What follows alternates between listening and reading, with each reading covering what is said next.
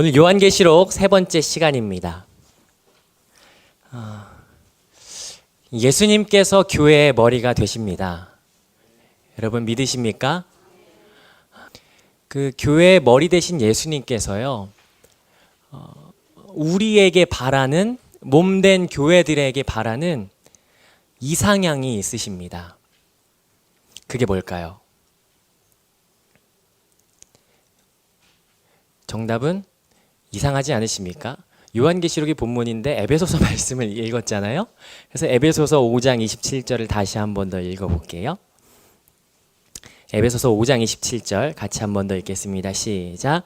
자기 앞에 영광스러운 교회로 세우사 티나 주름 잡힌 것이나 이런 것들이 없이 거룩하고 흠이 없게 하려 하심이라. 아멘. 예수님께서 우리에게 원하시는 교회의 이상적인 이상향의 모습은요, 티나 주름 잡힌 것이나 점이나 흠이 없는 거룩한 교회로 서기를 원하십니다. 이것은 좀 무서운 말일 수도 있어요. 우리가 믿는다라고 할 때 구원으로 끝나지 않아요. 왜냐하면 우리에게는 달려가야 될 사명이 있고 믿음의 경주를 경주해야 될 의무가 있습니다. 목표가 있다는 거예요.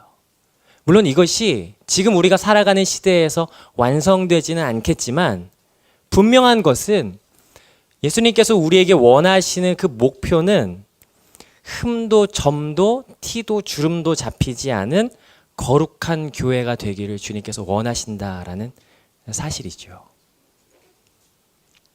이것을 요한계시록이 보여주고 있다라고 저는 생각해요. 왜냐하면 이번 주와 다음 주에 걸쳐서 해야 될 요한계시록 2장 3장의 모습을 보면요, 교회들의 모습이 등장하거든요.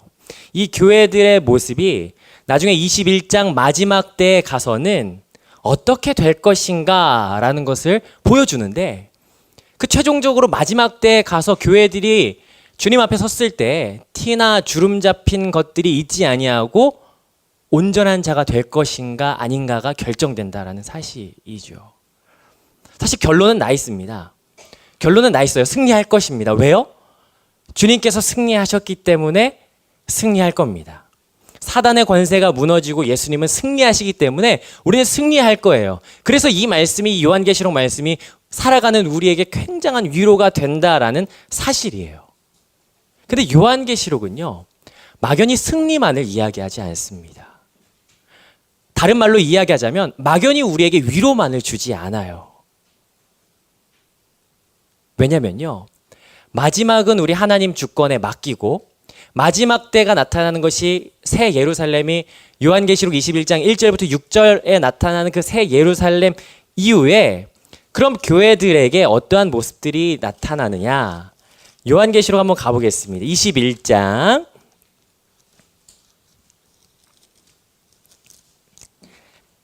마지막 때는 우리 하나님 주권에 맡겨드리고 우리가 달려가야 될 사명이 있다라는 거죠. 1절부터 6절까지 새 예루살렘이고요. 7절 읽어보면 이기는 자들이 되는 것. 사실은 이것이 주님께서 우리에게 원하시는 목적이 될 텐데, 7절 같이 한번 읽어보겠습니다. 시작. 이기는 자는 이것들을 상속으로 받으리라. 나는 그의 하나님이 되고 그는 내 아들이 되리라. 이기는 자들이 되는 거예요. 이게 우리가 달려가야 될 목표입니다. 그래서요, 요한계시록 2장 3장에 보면 교회들에게 칭찬받은 내용이 있고 책망받는 내용이 나오는 거죠. 2장 3장에서 21장에 이기는 자들이 되려면 칭찬받은 내용은 어떻게 해야 될까요? 더 지키고, 책망받는 내용은 돌이켜서 회개로 돌아가는 삶을 살아갈 때 우리는 이기는 자로 설 수 있다라는 거죠. 왜냐하면 마지막 때에요, 이기는 자가 있다면 지는 자도 있거든요. 그 지는 자는 바로 8절에 나오거든요. 21장 8절인데 같이 한번 읽어봅니다. 시작.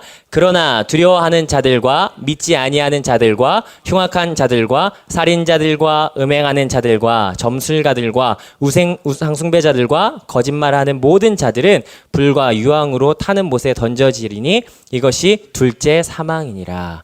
여기 나타나는 두려워하는 자들, 믿지 아니하는 자들, 흉악한 자들, 살인자, 음행하는 자, 점술가들, 우상숭배자들, 거짓말하는 모든 자들, 이 자들은 어떤 사람들일까요? 둘 중에 하나를 골라보시죠. 교회 밖에 믿음 없는 자들일까요? 아니면 교회 안에 믿음 있는 자들일까요? 안타까운 이야기지만 이 내용들은 요한계시록 2장, 3장 교회들의 모습 속에서 등장하는 것을 볼 수가 있어요. 2장 10절 서머나교회에게 뭐라고 말씀하시냐면 두려워하지 말라. 왜 두려워하지 말라라고 할까요? 두려워하니까요. 2장 13절에 보니까 버가모교회에게 믿음을 저버린 자들. 왜요? 그런 사람들이 교회 안에 있기 때문이에요. 여기 믿지 아니하는 자들. 뒤에 음행하는 자들 보면요. 2장 14절, 2장 20절 버가모교회, 두아디라 교회 뭐라고 하냐면 행음하고 우상 숭배하는 자들이 교회 안에 있었다라고 이야기하고 있거든요. 거짓말하는 자들은 물론이고요. 그럼 이 내용은요. 지는 자들이 있다라는 것은 교회 밖의 사람들에게 이야기하는 것이 아니라 교회 안에 있는 사람들에게 분명히 경고의 메시지를 주고 있다라는 사실이에요. 마지막에 가서요. 이런 메시지를 들으면 얼마나 억울할까요? 2장 3장의 교회의 모습이 21장에 가서 마지막 때 주님 앞에 섰을 때 이기는 자로 당당히 서야 될 텐데 그래서 요한계시록이 우리에게 위로만 하지 않는다라고 하는 거예요. 만약에 우리 안에 두려워하는 모습과 믿지 않는 모습과 음행하는 모습과 흉악자, 살인자의 모습과 거짓말하는 자들의 모습이 있다면 어떻게 해야 될까요? 돌아서는 거죠. 이전에 가지 않았던 길로 돌아서서 메타노이아, 헬라어로는 회개해서 돌아서는 것. 그래서 2장 3장의 모습에 있는 교회들의 흠도 많고 점도 많은 거기에서 머무는 것이 아니라 21장의 참된 교회의 모습으로 우리가 달려나가는 모습이 우리 가운데 필요하겠죠. 자, 그래서 2장 3장에는요. 교회들에게 그렇게 이야기하는 거예요. 지금 그 모습대로 갈 수 없어. 그렇기 때문에 뭐 또 이야기하냐면 책망도 하시고 회개도 촉구하십니다. 근데 그 책망과 회개의 가장 키포인트는 뭐냐면 요한계시록의 키포인트가 뭐죠? 요한계시록이 어려울수록 뭘 바라봐야 된다? 예수님을 바라봐야 된다. 예수님에게 초점을 맞춰야 된다는 사실이에요. 단순한 회개가 아니라 내가 어떠함을 가지고 회개하는 것이 아니라 예수님을 기준으로 삼고 예수님을 바라보며 그것을 돌이킴이 필요하다라고 하는 거죠. 그래서 예수님이 누구신가라는 것이 요한계시록에 있어서 가장 중요합니다. 그래서 오늘 우리는 요한계시록 2장, 3장을 보면서 다음 주까지요. 예수님이 누구신지에 대해서 같이 함께 볼 거예요. 예수님이 누구신지. 그래서 이 요한계시록 2장, 3장에 예수님이 누구신지를 통한 교회들의 모습이 나타나는데요. 2장, 3장 혹시 읽어보시면 좋을 것 같아요. 다음 주까지 하니까 한번 읽어보시면 좋겠는데 2장, 3장에 7교회가 나옵니다. 근데 이 7교회는요. 여러 가지 모습들이 등장하고 여러 가지 어려운 상징적인 의미들이 나타나는데 어렵지 않습니다. 3가지 구조로 나타나 있어요. 아주 통일되게 딱 3가지 구조로 과거에 대해서 예수님이 누구신가? 그리고 현재에 대해서 예수님이 내가 안다. 뭘 알아요? 지금 너희들이 처해 있는 상황을 안다라는 거예요. 그리고 마지막으로 그 아는 예수님이 그 아시는 그 상황을 토대로 예수님께서 미래적 말씀을 선포하십니다. 이기는 자들에게는 너희가 이러이러한 복이 있을 것이다. 예수님은요. 과거와 현재와 미래를 모두 붙드시는 분이세요. 그 예수님이라면 우리의 모든 인생을 맡길만 하지 않으시겠습니까? 예수님은 알고 계세요. 우리가 지금 어떠한 상황이 있는지 아세요. 그래서 7교회의 모든 면모를 다 알고 계세요. 우리가 가지고 있는 문제도 아세요. 왜 7교회입니까? 왜 7이라고 하는 숫자를 굳이 사용했을까요? 완전성과 전체성을 대표하는 숫자로 7이라는 숫자를 쓴 건 아니겠습니까? 예수님께서는 이 에베소, 서머나 이 7교회만 아는 것이 아니라 시대를 뛰어넘어 역사를 뛰어넘어 지역을 뛰어넘어 단순히 이 역사 속에 이 7교회만 아는 것이 아니라 지금 우리 신성교회의 모습을 아시고 우리 교회가 나아가야 될 방향도 아시고 우리가 무엇을 붙잡아야 되는지도 주님께서 아신다라는 거예요. 이 말씀이 우리에게 참 위로가 돼요.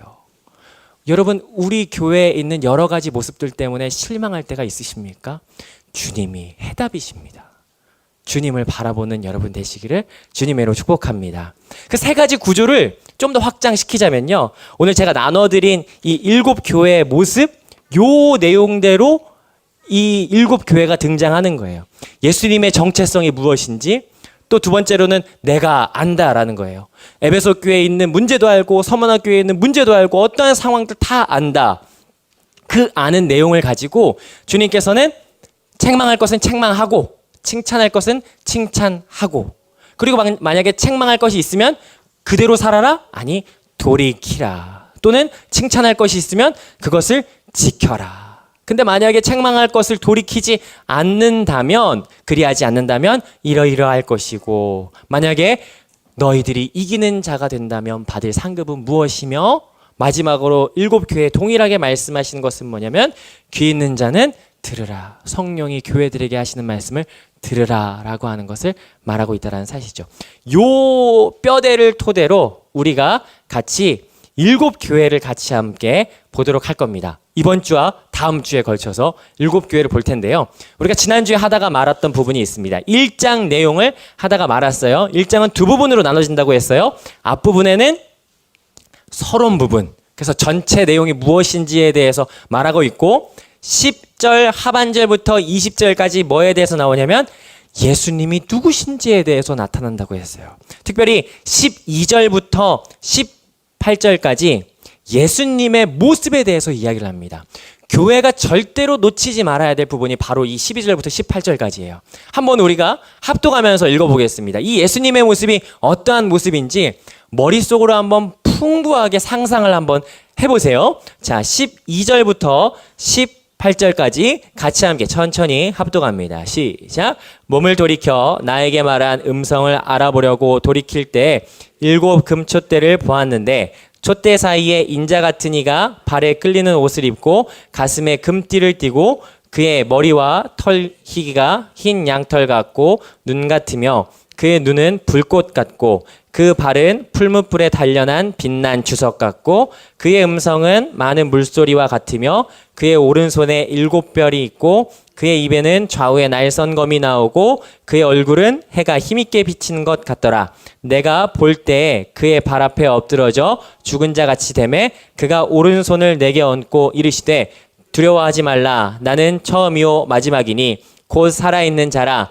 내가 전에 죽었었노라. 볼지어다 이제 세세토록 살아있어 사망과 음부의 열쇠를 가졌느니. 자, 어떠십니까? 예수님의 모습인데 읽으시면서 한번 상상을 해보셨나요? 어떠신가요? 예수님의 모습이 어떤 모습으로 그려지십니까?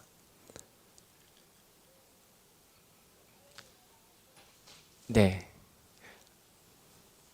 막 이상하게 그려지지 않습니까?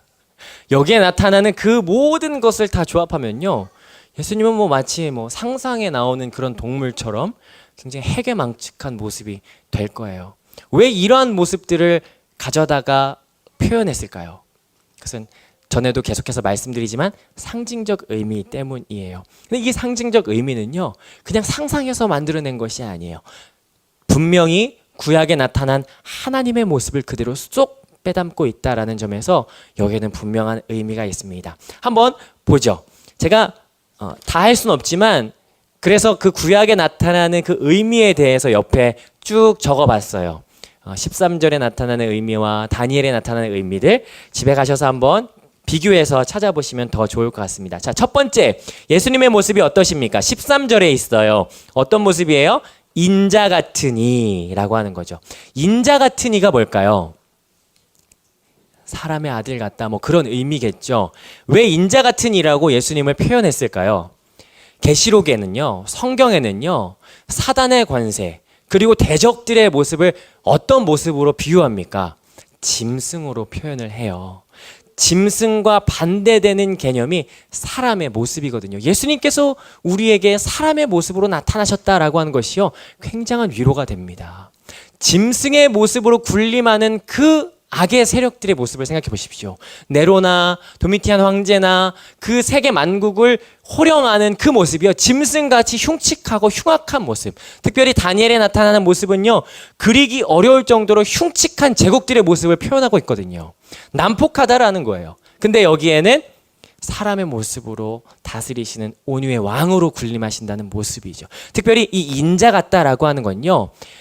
신학적 의미로 메시아를 의미합니다. 자, 그러면 예수님은 메시아의 모습을 가지고 있는 거예요. 두 번째, 옷은 어떠한 옷을 입고 계십니까? 13절이요. 어떤 옷을 입고 계시죠? 발에 끌리는 옷, 그리고 가슴에 금띠. 발에 끌리는 옷을 입으면요, 활동하기 편할까요? 어려울까요? 빨리 일하러 가야 되는데 발에 끌리는 옷을 질질 끌고 입고 오면은 혼날까요? 안 혼날까요? 혼나죠. 혼납니다. 그러면 이 발에 끌리는 옷은요, 굉장히 격식 있는 옷이라는 거예요. 띠도요, 금띠를 뗐다는 건요, 이건 어떤 의식에 참여하는 사람을 보여주는 거예요. 누굴까요? 한번 상상해 보시죠. 이런 옷은요, 제사장들이 입는 옷이죠. 예수님을요, 제사장으로 지금 표현하고 있어요. 제사장이 어떠한 역할을 합니까? 제사장이 어떠한 사람들이죠? 제사장이 하는 직무 가운데 특별히 이런 직무가 있어요. 성전 안에서요, 뭘 하냐면요, 촛대에 불을 켜기도 하고 불을 끄기도 하고, 이 촛대를 관리하는 역할을 제사장들이 합니다. 그러면 이 요한계시록에서 촛대라고 하는 것을 교회라고 하는 상징적 의미로 이야기할 때 예수님은 그러면 어떠한 역할을 하신다라는 거예요? 교회들을 관리하시고 모든 교회들을 호령하시는 분이 바로 예수님이시다라는 것을 여기에서 볼 수가 있죠. 자, 세 번째는 14절입니다. 그 머리털의 희기가 어떻습니까? 머리털이 흰? 머리가 어때요? 하얘요. 머리가 하얗다라는 것은 어떠한 의미일까요? 나이 들었다. 뭐 그런 의미가 있어요. 다니엘 7장 9절 제가 관련 구절로 썼는데요. 여기 7장 9절 제가 조금 읽어보면요. 옛적부터 항상 계신 이라는 표현이 나오면서 머리가 희다라는 표현이 등장합니다. 하나님은요, 우리 주님은요, 어제도 이전에도 계셨고 지금도 계시고 장차 오실 분이세요. 모든 시간의 주관자시며 오래전부터 계셨던 분이시다라는 것을 여기에서 보여주고 있는 거예요. 사실 다니엘에서는 오래전부터 계셨던 이를 누구를 이야기하냐면 하나님을 말하거든요. 근데 지금 여기에서는 누구를 표현하고 있는 거예요? 예수님이요. 그럼 여기서 어떠한 의미가 또 숨겨져 있는 걸까요? 하나님과 예수님이 같은 분이시다라는 여기 주제가 또 들어있는 거겠죠. 자, 그럼 계속해서 보면요. 눈은 어떻습니까?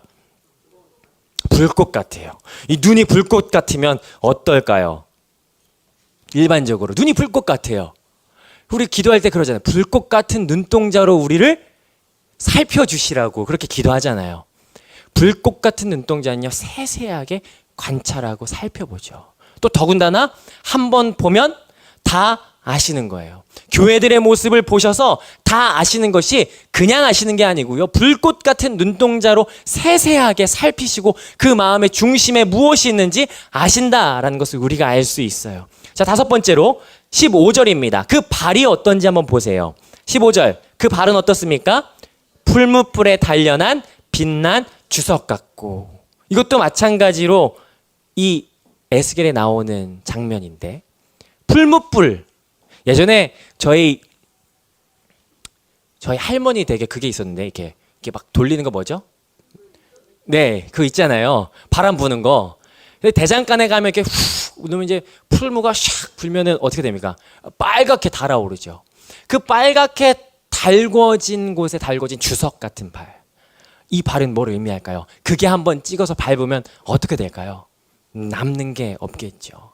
심판주로 오실 메시아 예수 그리스도에 대해서 여기에서 보여주고 있는 거예요. 상징적으로 한 번 밟으면 남을 것이 없는 굉장한 강력한 능력의 주님을 표현하고 있는 거죠. 자, 그리고 그 음성은 어떻습니까? 15절 후반절에 있는데 많은 물소리. 많은 물소리 혹시 들어본 적 있으십니까? 제가 몇 년 전에요, 우리 중고등부 데리고 어디에 갔냐면은 여름에 주문진에 갔었어요. 애들 데리고 이제 수영하러 가자 해수욕장에 갔는데 그날이 무슨 날이었냐면 풍랑주의보가 떨어진 날이었어요. 파도가 치는데 전 살아서 그런 파도 처음 봤습니다. 집채만한 파도가 정말 일으키는데 무섭더라고요. 근데 그 집채만한 파도가 일으킬 때 거센 물소리가요, 어마어마합니다. 그런 소리예요. 어마어마하고 그 우렁찬 소리, 많은 물이 쏟아지는 것 같은 그 우렁찬 소리, 이건 뭐냐면 우렁찬 권위를 나타내고 있는 거죠. 자, 그리고 16절 보겠습니다. 16절 계속해서 보니까 그 입에서 뭐가 나오나요? 그 입에서 뭐가 나와요? 좌우의 날선 검. 이건 우리가 알 수 있어요. 직감적으로 알 수 있습니다. 이게 뭘까요? 좌우의 날선 검이 쏟아져 나온다. 네, 말씀이죠. 근데 왜 굳이 좌우의 날선 검이라고 이야기했을까요? 좌우의 날선 검은 누가 들고 다니던 칼일까요? 네, 로마 군인들이 들고 다니던 칼이에요. 굉장히 강력한 양날검 무기입니다. 그러면 좌우의 날선 검을 굳이 여기다 썼다라는 건 뭘 이야기할까요? 그 로마 군인들이 가지고 있는 좌우의 날선 검과 대적할 수 있는 무기가 우리에게 있는데, 그것은 내가 갈아서 만든 날선 검이 아니라 주님의 입에서 쏟아져 나오는 말씀이라는 거예요. 우리는 대적이 싸우는 동일한 무기로 싸울 수 없습니다. 우리의 무기는 오직 말씀이라는 거예요.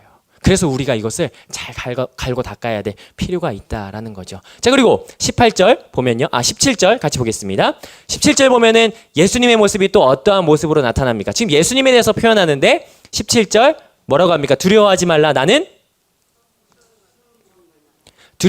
나는 뭐라고요? 처음이요 마지막이라. 1장을 읽어보신 분들은 알 수 있겠지만 앞에서 하나님에 대해서 이야기할 때 뭐라고 했어요? 8절에서 알파와 오메가. 알파와 오메가는, 갑자기 하준이가 생각나는데 하준이가 자기 2019년 말씀을 알파와 오메가, 처음과 나중, 예수님 믿는 그 말씀 붙잡았거든요. 요한계시록 21장에 있는 말씀. 근데 지금 8절에 보면 이 누구에 대해서 이야기하냐면요, 알파와 오메가다라고 하는 건 하나님에 대해서 이야기하는 거예요. 근데 이 1장 17절에 처음이요 나중이라 마지막이라 라고 하는 건 누구에 대해서 이야기하는 거예요? 예수님에 대해서 이야기하는 거예요. 마찬가지로 여기서도 하나님과 예수님을 동일하게 이야기하고 있는 거죠. 그래서 나중에 21장 6절에 가서는 뭘 이야기하냐면 이걸 같이 붙입니다. 알파와 오메가요, 처음이요 나중이라 마지막이라. 예수님에 대해서 이야기를 하는 것을 볼 수가 있어요. 예수님은 처음과 나중 되십니다. 할렐루야. 아멘. 자, 그리고 18절 보면요, 예수님 어떤 분이십니까? 18절 같이 한번 읽어볼게요. 시작.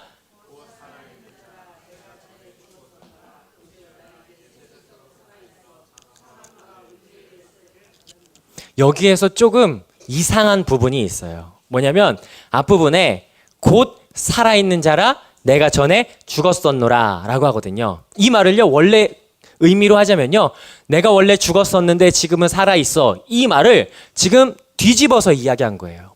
왜 굳이 내가 살아있는 자다라는 말을 앞에서 끄집어내서 이것부터 강조할까요? 주님이 살아계시다는 것을 강조하고 싶은 거예요.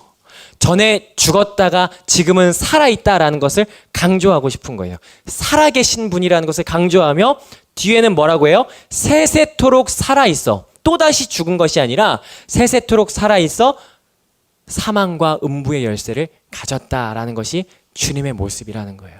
이게 지금 제가 굉장히 힘있게 강조해서 표현하는 이유가 왜 그러냐면요, 이 예수님의 모습이 2장과 3장에 곳곳마다 필요에 의해서 다 들어가 있기 때문이에요. 2장, 이제 예수님의 모습을 봤으니 2장으로 넘어가 보시죠. 자, 2장 1절 볼게요. 2장 1절. 에베소 교회 사자에게 편지하라. 같이 읽습니다. 시작. 에베소 교회 사자에게 편지하라. 오른손에 있는 7뼈를 붙잡고 7 금촛대 사이를 거니시는 이가 이르러. 이 어디에 있는 거예요? 13절. 촛대 사이에 있는 분. 그리고 또 어디에 있습니까? 16절. 오른손에 7별이 있고, 예수님께서요 7별과 7 촛대 사이를 거니시는 분이라는 정체성이 드러나는 거예요. 왜요? 이 말씀이 에베소 교회에 필요하니까. 자, 그리고 자, 서문학교에 보겠습니다. 서문학교의 8절이에요. 2장 8절 같이 읽겠습니다. 시작. 서문학교의 사자에게 편지하라. 처음이며 마지막이요 죽었다가 살아나시니가 이르시되. 이 말씀 어디에 있는 말씀이에요? 17절이죠. 나는 처음이요 마지막이라. 18절도 하는 거죠. 살아있는 자라. 죽었다가 살아난 자다. 왜 서문학교에게 이 말씀을 하시는 걸까요? 필요하니까요. 이 예수님의 정체성이 서문학교에 필요하기 때문이에요. 계속해서 버가목교회, 계속해서 두아디라교회 2장 18절, 그리고 3장 1절, 3장 7절, 3장 14절에 보면요. 가장 앞부분에는 예수님이 어떤 분이신지 설명하고 그 다음에 이 교회가 어떤 모습인지 이야기한 다음에 그 다음에 이기는 자에게 주시는 복에 대해서 말한다라고 하는 거죠. 이 관점을 놓치지 않고 한번 오늘 말씀을 잘 따라갔으면 좋겠습니다. 자, 오늘은 에베소 교회와 서문학교회 두 교회만 한번 같이 해보도록 하겠습니다. 자, 다음 주에는 그 나머지 부분을 하고요. 자, 에베소 교회 먼저 한번 이야기를 해보죠. 에베소 교회는 어떠한 교회일까요? 자, 2장 1절부터 2장 7절까지 한번 쭉 같이 읽어보겠습니다. 저와 함께 교독하시겠습니다. 제가 먼저 1절 읽습니다. 에베소 교회의 사자에게 편지하라. 오른손에 있는 7뼈를 붙잡고 7 금촛대 사이를 거니시는 이가 이르시되.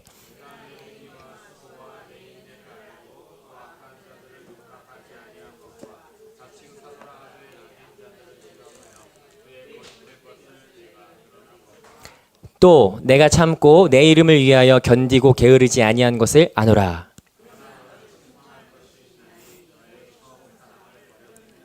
그러므로 어디서 떨어졌는지를 생각하고 회개하여 처음 행위를 가지라. 만일 그리하지 아니하고 회개하지 아니하면 내가 내게 가서 내 촛대를 그 자리에서 옮기리라.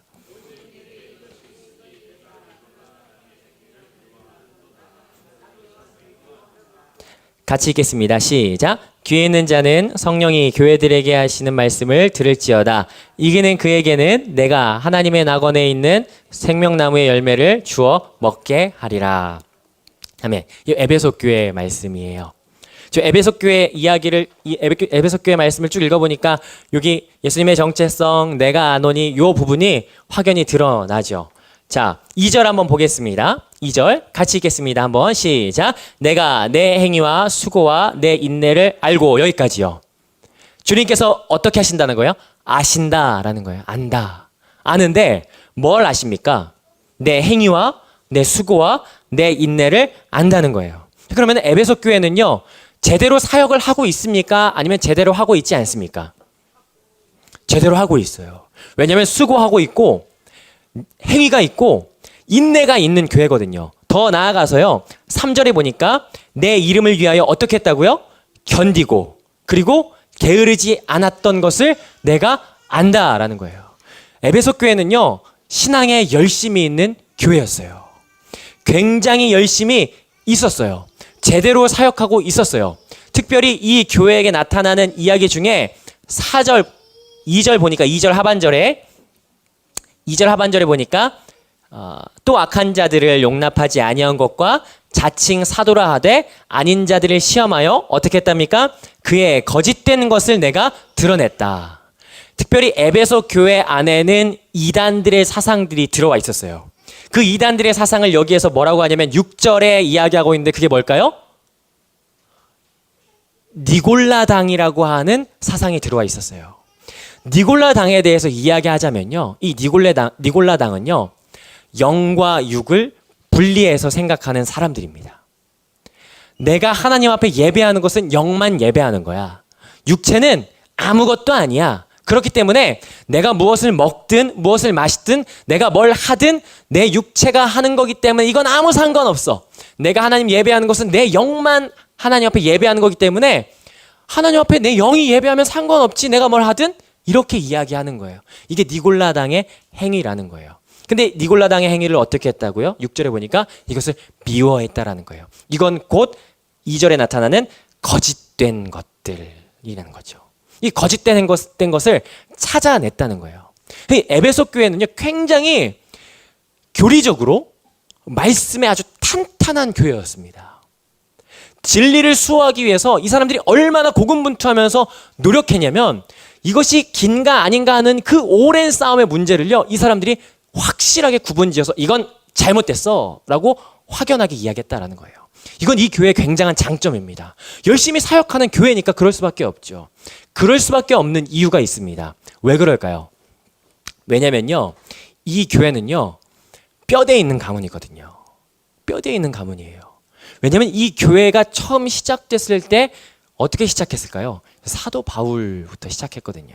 이 교회 담임 목사님들을 보면요, 아주 굵직굵직한 사람들만 있었습니다. 첫 번째 사도 바울이 있었고요. 두 번째 디모데가 있었고요. 그리고 유세비우스 그 전승에 따르면요, 여기에서 사도 요한이 아주 오랫동안 목회했다라고 전해집니다. 사도 바울 어때요? 우리 바울 형님 굵직굵직하지요. 그 수제자였던 디모데도요, 굉장히 굵직굵직하죠. 왜냐면 디모데를 추종하는 사람들이 있었으니까. 자, 또 누가 있었습니까? 사도 요한이요. 굉장히 굵직굵직한 사람들이요, 이 교회에 목회하고 치리하고 있었기 때문에 조직적이고 굉장히 진리에 탄탄할 수밖에 없는 배경이 있었습니다. 근데 이 교회에 문제가 있어요. 뭘까요? 한번 찾아보시죠. 예, 처음 사랑을 잃었다, 버렸다라고 하는 거예요. 이 처음 사랑이 뭘까요? 이 처음 사랑이 뭘까라고 하는 것에 대해서 신학자들은 아직도 싸우고 있어요. 이게 하나님 사랑인지 아니면 이웃 사랑인지, 하나님 사랑하는 것을 놓쳤는지 아니면 이웃 사랑하는 것을 놓쳤는지 싸우고 있는데, 사실 싸울 문제가 아니죠. 왜냐면 하나님 사랑이나 이웃 사랑이나 똑같거든요. 왜냐면 하나님 사랑하는 사람은 이웃 사랑할 수밖에 없고, 이웃 사랑하지 않는 사람은요, 하나님 사랑하는 것에 대해서 조금 문제가 있을 수밖에 없는 거예요. 똑같은 맥락이라는 거예요. 그러면 이들에게 드러난 문제 중에 뭐냐면, 이들에게 드러난 행태가 뭐냐면, 아무리 이들이 뼈대에 있는 가문이고 사도 요한, 디모데, 사도 바울, 아주 굵직굵직한 사람에게서 훈련받고 잘 자라났다 할지라도 물론 처음에는 사랑이 있었겠죠. 사랑이 있었어요. 왜냐면요, 말씀을 보면요, 이 교회가 사랑이 있었던 교회로 드러나거든요. 생각해 보세요. 사도 요한이 별명이 뭘까요? 이 사람은 사랑의 메신저예요. 왜냐면 요한 1서 4장만 생각해 봐도요, 하나님은 무엇이라? 사랑이시라 라고 하거든요. 이 사람은 사랑에 대해서 굉장히 주장했던 사람이에요. 그래서 에베소 교회는 사랑이 있을 수밖에 없죠. 왜냐면 에베소서 보면 1장 15절 보면 이 교회에는 사랑이 있었다라고 이야기하거든요. 그리고 사도행전에 보면 사도행전에서 사도 바울을 에베소 교회에서 마지막 보낼 때 그 장로들이 사도 바울을 입 맞추고 그들이 굽으려서 보내는 것이 안타까워서 축복하면서 보낼 때 그들이 엉엉 울면서 보냈던 그 사랑의 공동체였거든요. 사랑이 가득했던 공동체가 언제부턴가 진리의 말씀을 수호하는데 급급하여서 계속해서 그들이 싸워 나가다 보니까 언제부턴가 차츰차츰 그 사랑이 식어져 나갔다라는 것을 우리는 알 수 있다라는 거예요. 우린 작년에 고린도전서 말씀을 들어서 알고 있어요. 아무리 내가 천사의 말을 한다 할지라도, 방언으로 이야기한다 할지라도 우리에게 사랑이 없으면 울리는 꽹과리와 같다라는 것을 우리는 알고 있어요. 우리가 주목하고 우리가 놓치지 말아야 될 건 뭐냐면, 진리를 놓치라는 게 아니고 진리와 사랑은 항상 균형을 맞춰야 된다라는 사실이에요. 이것을 회개하라라는 거예요. 에베소 교회가 특별히 첫 번째 교회로서 딱 등장하면서부터 회복해야 될 것이 뭐냐면 처음 사랑이다라고 하는 것을 이야기할 때 우리 모든 교회가 가장 먼저 시급하게 회복해야 될 것이 무엇이냐라는 질문도 이 안에 던져볼 수 있겠죠. 우리 모든 교회가 회복해야 될 것이 무엇이겠습니까? 사랑이요. 아무리 우리가 선한 사역을 하고 그 사역이 아무리 빛나 보이고 멋져 보여도 그 안에 사랑이 없으면 아무것도 아니다라는 사실을 우리는 놓치지 말아야 된다라는 사실이에요. 만약 그것을 회개하지 않았을 때에는 어떻게 된다라고 합니까? 에베소 교회에게 이야기할 때 내 촛대를 다른 데로 옮기리라 라고 하는 거예요. 교회의 머리 되시니까 모든 촛대를 주관하고 모든 교회들을 주관하는 그 예수님께서 그 촛대를 교회의 역할이 아닌 옮겨버리겠다라는 이 말씀은요, 우리로 하여금 반드시 이 사랑을 회복시켜야 된다라는 강력한 메시지를 우리 안에 주고 있다는 사실이에요. 혹시 우리 안에 처음 사랑이 잃어버려져 있습니까? 우리 안에 처음 사랑이 다시 한 번 더 회복되어지는 역사가 우리 안에 있기를 주님의 이름으로 축복합니다. 자, 두 번째 교회는요, 서머나 교회입니다. 서머나 교회 한번 가보겠습니다. 2장 8절부터 11절까지예요. 이것도 같이 한번 읽어보겠습니다. 2장 8절부터 11절까지 함께 저와 같이 교독합니다. 제가 먼저 읽습니다. 서머나 교회 사자에게 편지하라. 처음이며 마지막이요 죽었다가 살아나신 이가 이르시되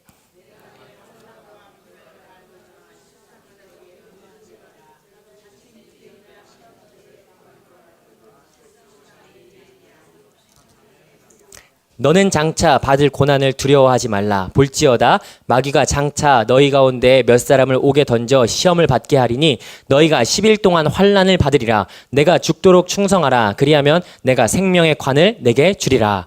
귀 있는 자는 성령이 교회들에게 하시는 말씀을 들을지어다. 이기는 자는 둘째 사망의 해를 받지 아니하리라. 서머나 교회는 어떤 특징이 있습니까?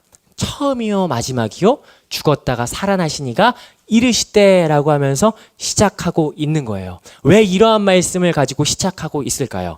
서머나 교회는 지금 어떠한 상황에 처해져 있냐면 환난과 핍박이 극렬하기 때문이에요.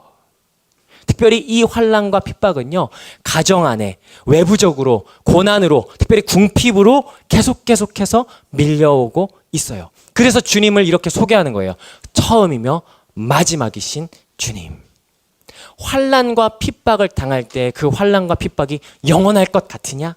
아니, 그 모든 시간을 주관하는 이가 바로 예수 그리스도라는 것을 여기에서 이야기하는 거예요. 고난이 두렵냐? 핍박이 두렵냐? 그 고난이 핍박이 두려운 이유는 무엇입니까? 죽을까봐 두렵잖아요. 고난과 핍박이 죽을까봐 두려운데 예수님은 여기에서 뭐라고 이야기하시는 겁니까? 내가 죽었다가 살아난 이다라는 거예요.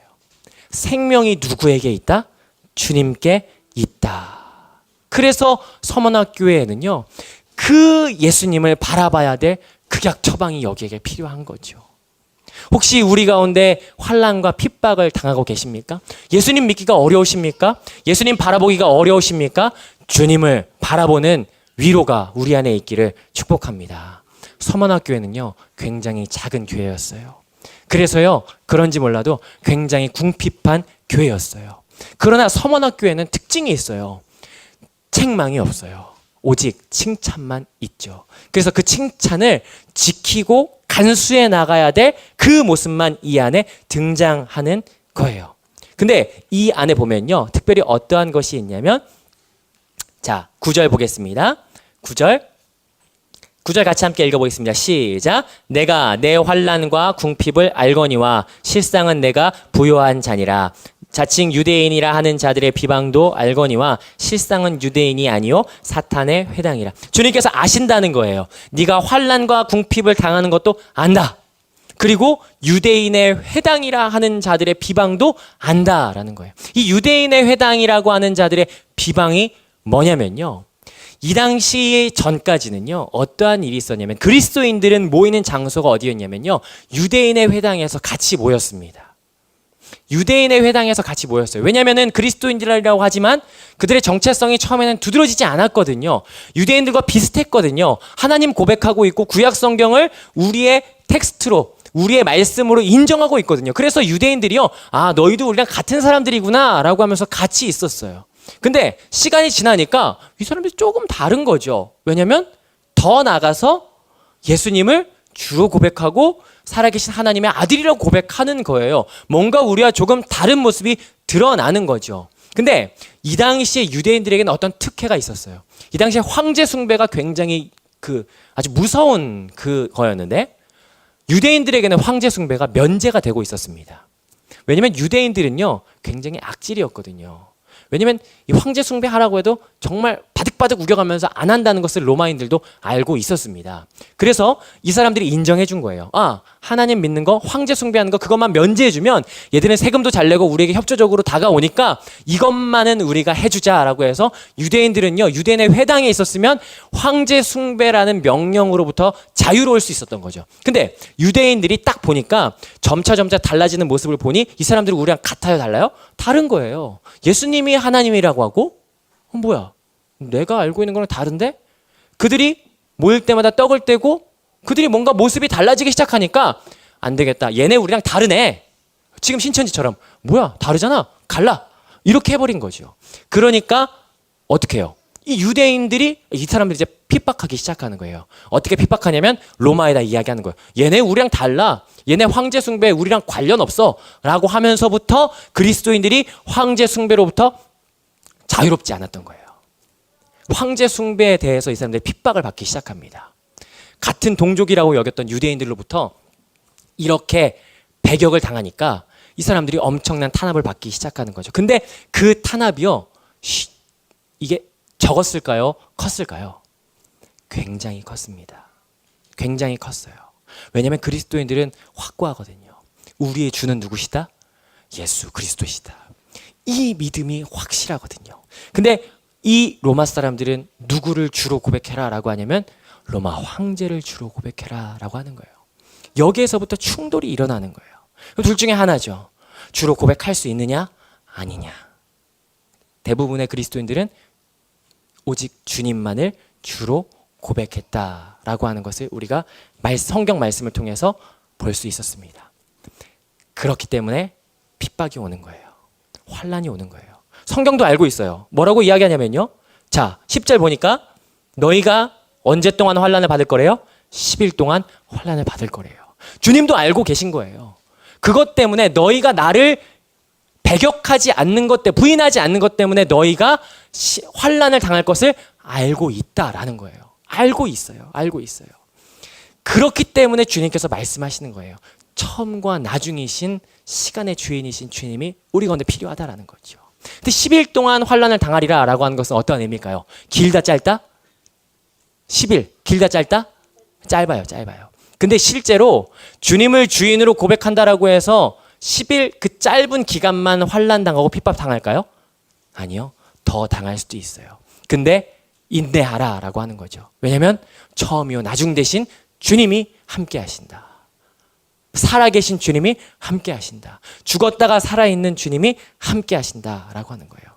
만약에 정말 이 상황에서 우리가 살아간다라고 한번 쳐본다면 우리가 믿음을 지킬 수 있을까라고 하는 의문이 듭니다. 어떤 결정을 내릴 수 있을까요?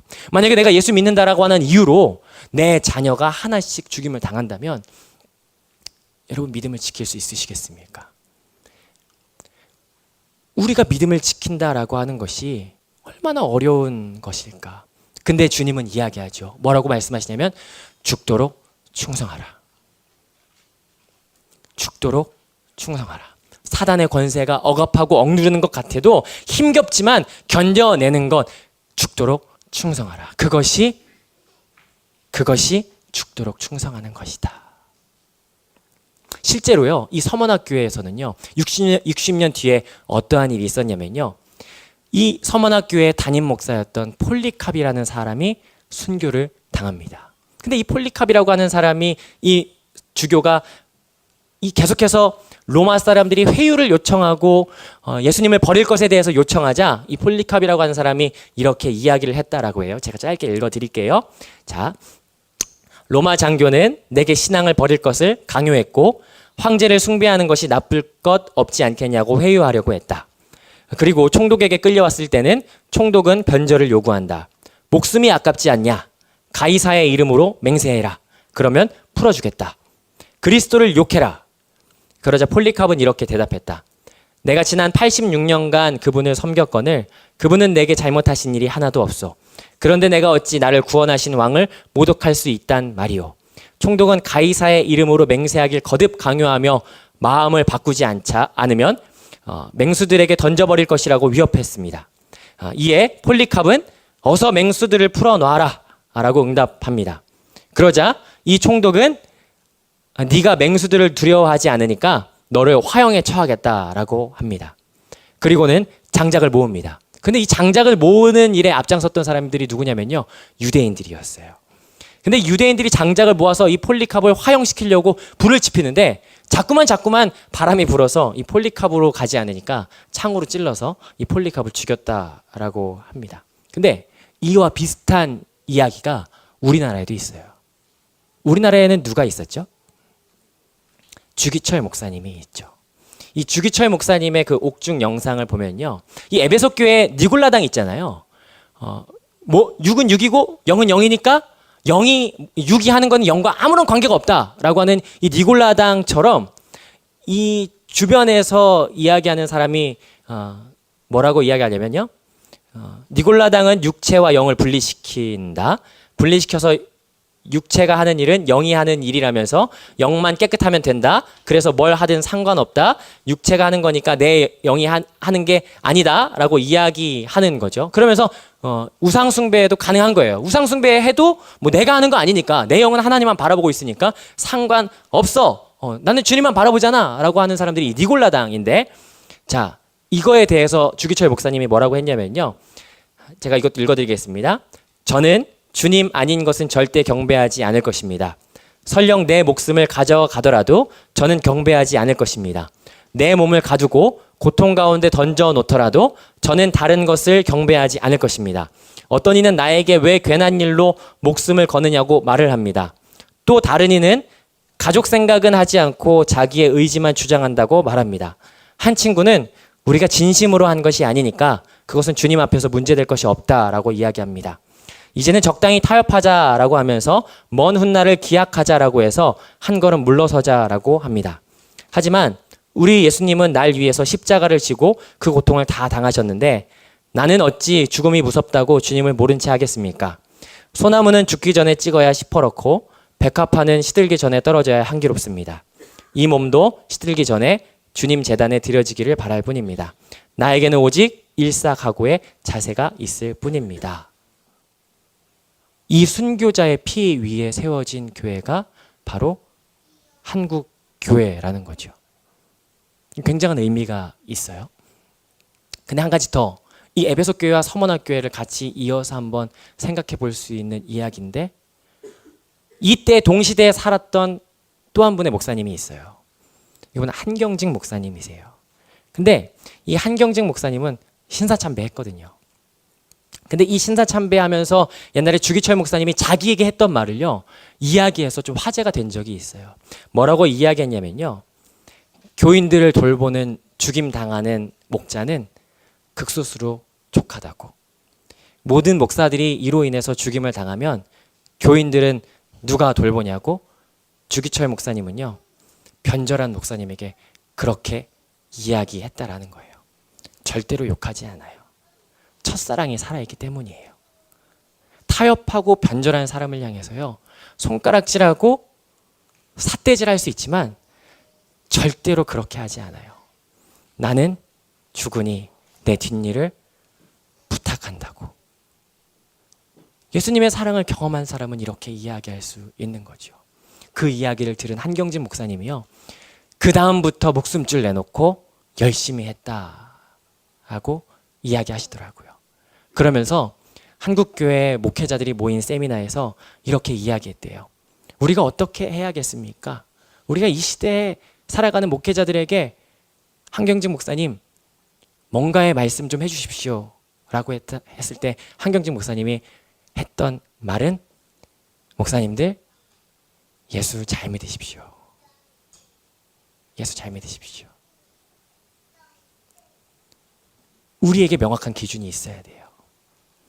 예수 그리스도.